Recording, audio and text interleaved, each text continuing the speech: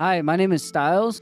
Growing up, my drugs of choice were coke and alcohol. So those were my probably my main drugs that I really liked. I did it pretty much every day. I would start drinking from 7 a.m. to I pass out. So that's just how I was. So I grew up in Northern California, in Lodi. I grew up there about for 23 years. Yeah, so growing up, it was pretty. I would say, it was pretty awesome. It was my dad was always there for me. My mom was always there for me. So it wasn't so much. I grew up in a horrible place. I think my surroundings maybe was horrible. So like people I hanged out with friends, cousins, gang banging and stuff like that. So it wasn't too much of my family because my family was always there. I was in sports.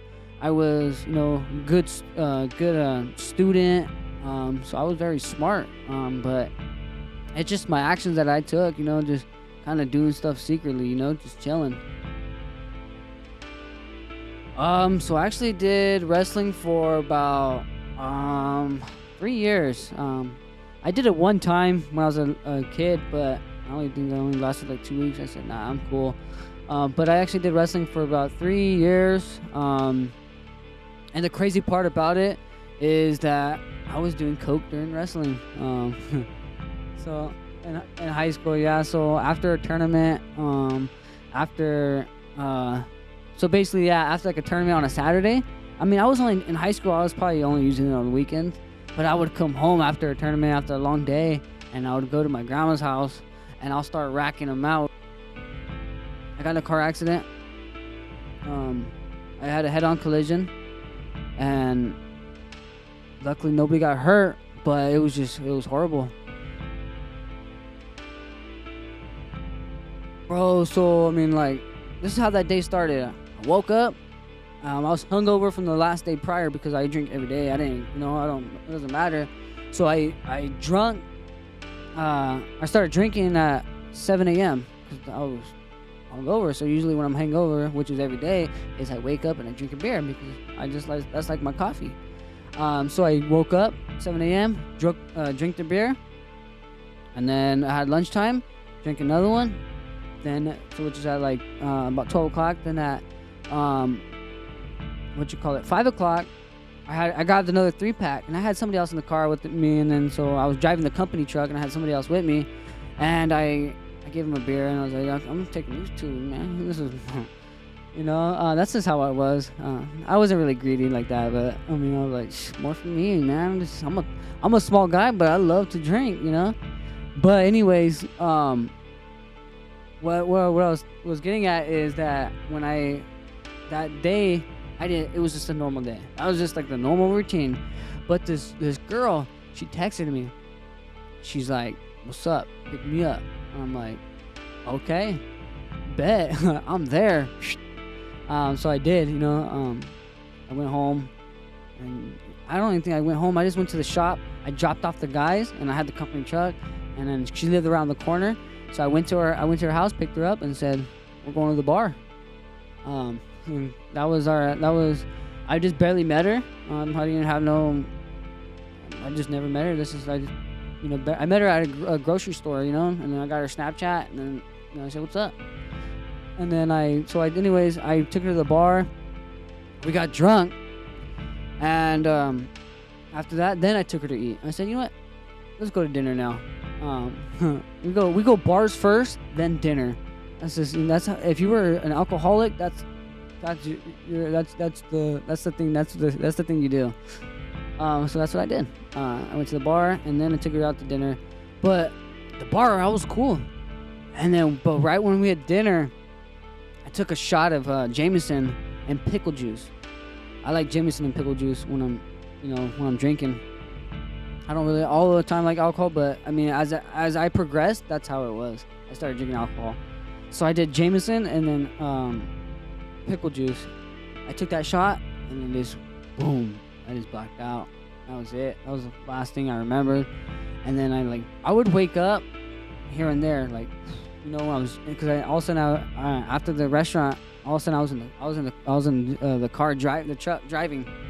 I was in the middle of one of the deadliest highways, a 1-lane highway, and going past bridges, going towards the Bay Area, freaking an hour away from my house, and I just blacked out again. I blacked out like 3 times, bro, and it was just insane. And for some reason I made it back. Somehow I made it back. But you know what the craziest part is I had a seatbelt on. I didn't even expect, that's what I'm saying. Like, I had something watching me. I had a guardian right there with me the whole time. And on the way back, I was, that's when it all went down. Like, so I drove all the way an hour there. I drove all the way an hour back from where I went, which is I don't really know. And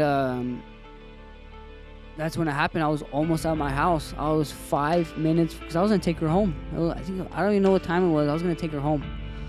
I was gonna take her home to my house.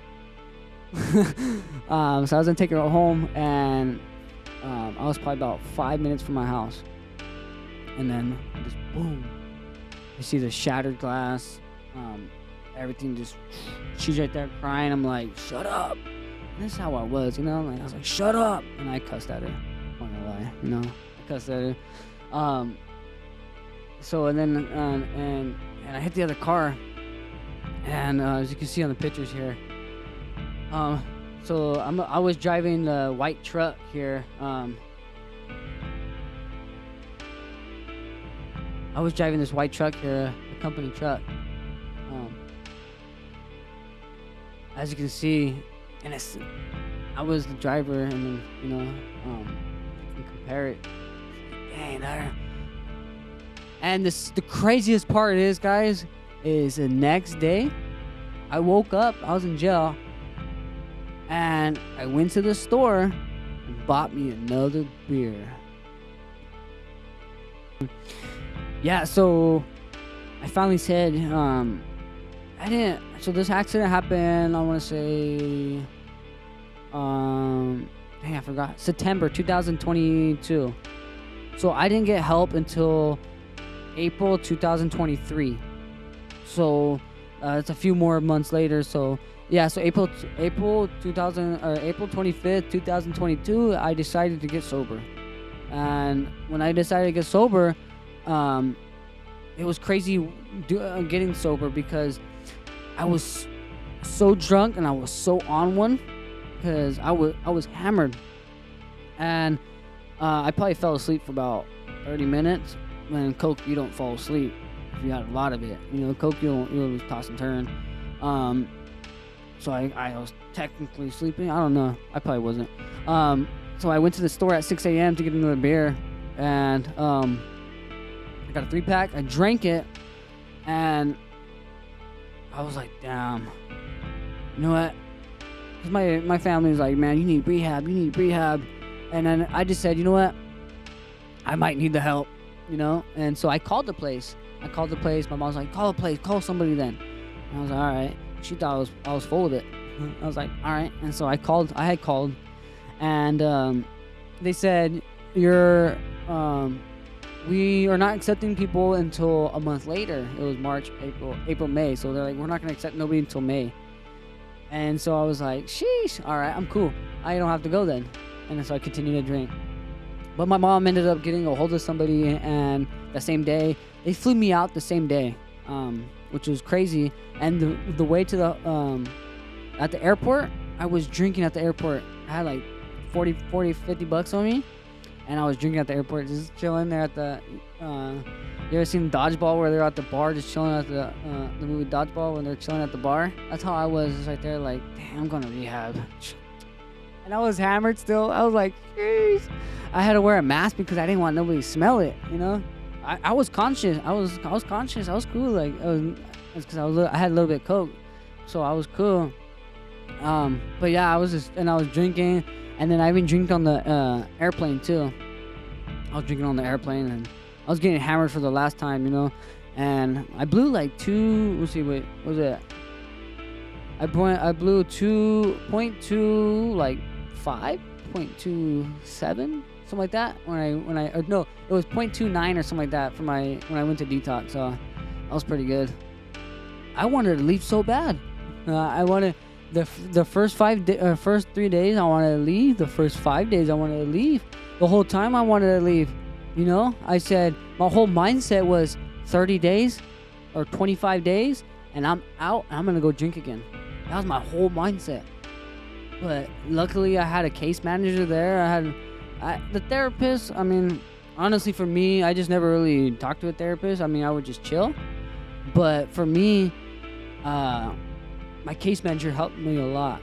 You know, my case manager related to me a lot. So that's what helped me a lot, you know, because that's what he persuaded me into, you know what, go to a PHP program. Continue your Continue your therapy, your group therapy. Continue getting the help. Continue having a case manager. Continue having somebody to hold your hand. Accountability. Just, you know, somebody that's on your team. Because I was going to quit. I was going to go back home, and I used to work at a winery, so I was going to go back home and drink some more wine. Honestly, bro, like, if I was you need to call for help or something, man. I mean, like, it's not bad. It's not bad. Like, success can happen if you know your failures. If you know your failures, you're going to be successful because you're going to fix everything that's going on wrong in your life, and you're going to turn it into success. Just because they're failures doesn't mean that you have to give up. Just because you fall doesn't mean that you have to stay down. It's time to get up, wipe it off, and start moving. Start moving. Do something. Don't just stand still. Don't give up. Don't lose hope. Take another step into victorious, you know? It's like there's success. Is if you fall down, get back up. Don't quit. You know? Take it a day by day. One day at a time. That's like the best thing you got to do. And some people around you, they're still going to do the same stuff over and over. But are you going to be that same person that's going to follow? Or are you going to be a person that leads? Leads as an example. And so that's what you guys got to do today. You got to lead for example and say, you know what? I'm done with my friends here. I'm going to do me. I'm going to change. And I'm going to help somebody else change with me.